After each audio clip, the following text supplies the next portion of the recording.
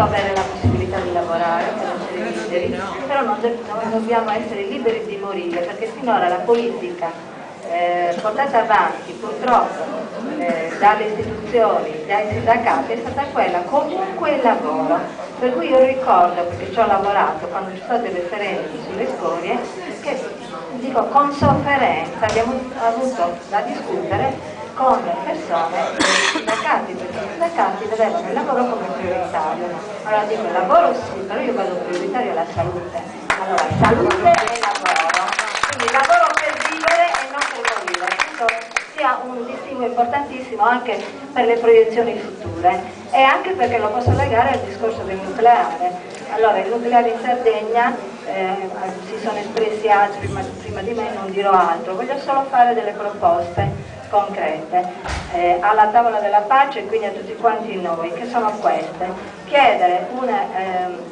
un'espressione reale da parte della Regione Sarda, in quanto la Regione Sarda ha potestà legislativa in materia di produzione e distribuzione di energia elettrica, che si esprima ufficialmente contro la possibilità reale della presenza di basi nucleari in Sardegna, non soltanto come enunciazione di principio o prese di posizione individuali sul mio corpo non si passa, non esiste. Noi vogliamo un pronunciamento reale legislativo da parte della Regione Sarda.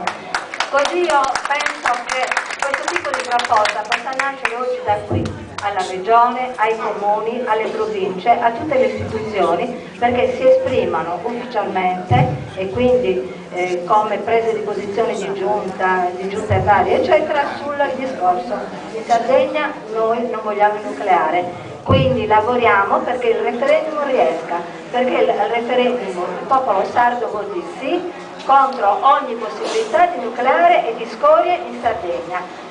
La Regione Sarda ha il dovere anche istituzionale di far sì che le motivazioni del referendum siano conosciute dal popolo sardo, e allora credo che la tavola possa anche lavorare in questa direzione, chiedere che la Regione realmente operi affinché al referendum possa partecipare la maggior parte della gente e si realizzi uno di quegli aspetti dell'autodeterminazione di cui si è tanto parlato, che sono fondamentali.